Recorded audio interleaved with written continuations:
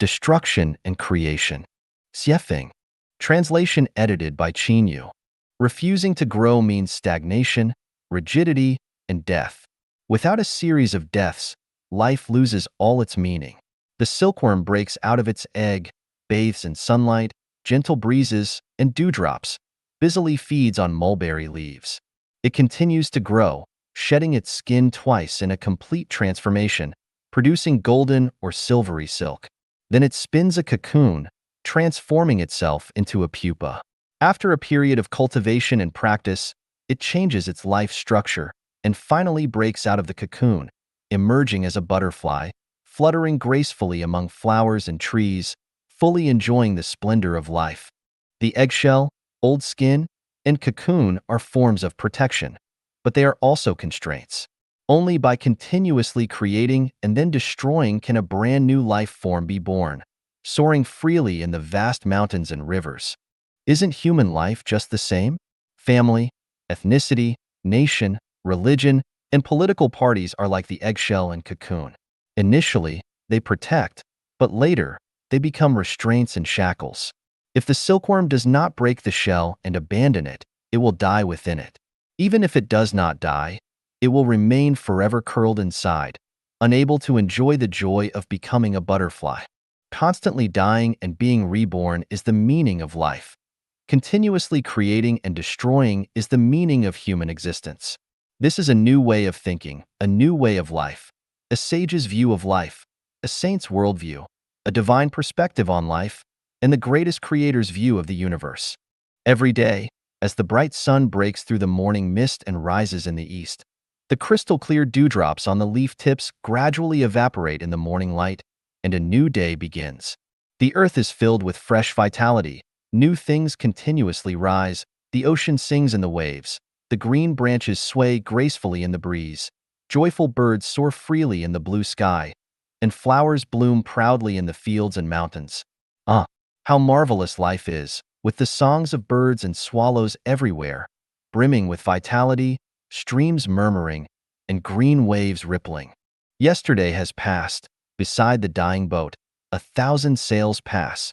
In front of the sick tree, 10,000 new trees spring up. We should embrace new life, face the morning glow, enjoy the fresh breeze, carry a basket, and happily pick the mushrooms of happiness that belong to us. This is an active life, a diligent life, a life full of vitality, and also a life of joy and happiness.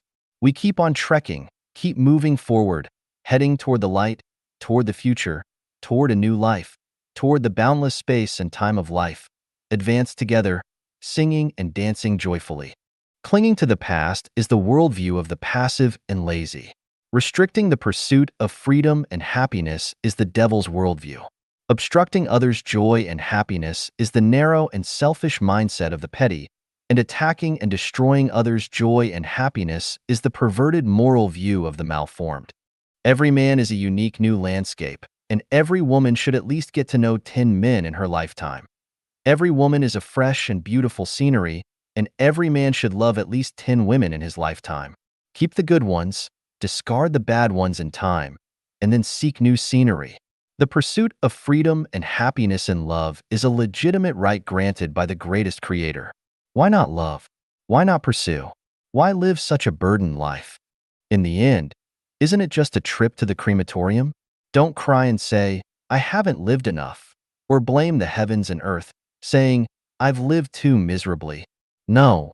Say, I lived a free and fulfilling life, with no regrets. I lived according to the emotions the greatest creator gave me, with flavor, with affection and righteousness. Everyone should enter some religion or political group for baptism and experience, but don't get so deeply involved that you can't get out. Religion and political groups are like protective shells and cocoons. Only those who can enter and exit freely can transcend. If you can enter but can't exit, you will die in them, losing the qualification and opportunity to appreciate the wonders of the world. This is why Life Genuine insists on being friends without forming factions. Everyone belongs to a certain ethnicity and country, but ethnicity and country are also protective shells and cocoons. If we regard these shells and cocoons as our eternal protectors, then we live too narrowly, too boringly, too selfishly, and too conservatively.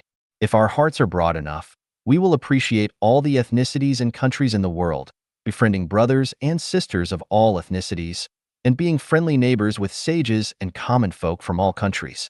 Blind arrogance in nationalism and statism is an obstacle and enemy to human happiness. Those who put the interests of their ethnicity and country above all are narrow-minded frogs in a well, pitiful creatures. A person with a healthy mind will not limit their life vision to a narrow valley but will look beyond hills and mountains, toward the future, toward the whole world, to appreciate countless sceneries and styles.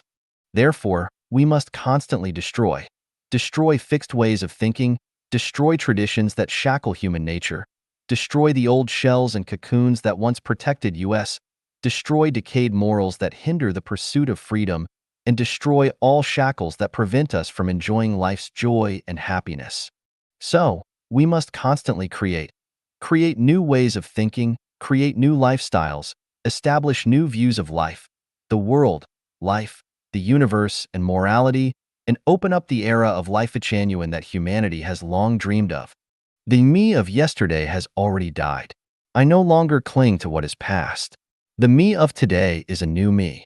I am willing to create and enjoy the present life to the fullest. The me of today will also die, and I will embrace tomorrow without hesitation, full of hope to welcome the arrival of a new day.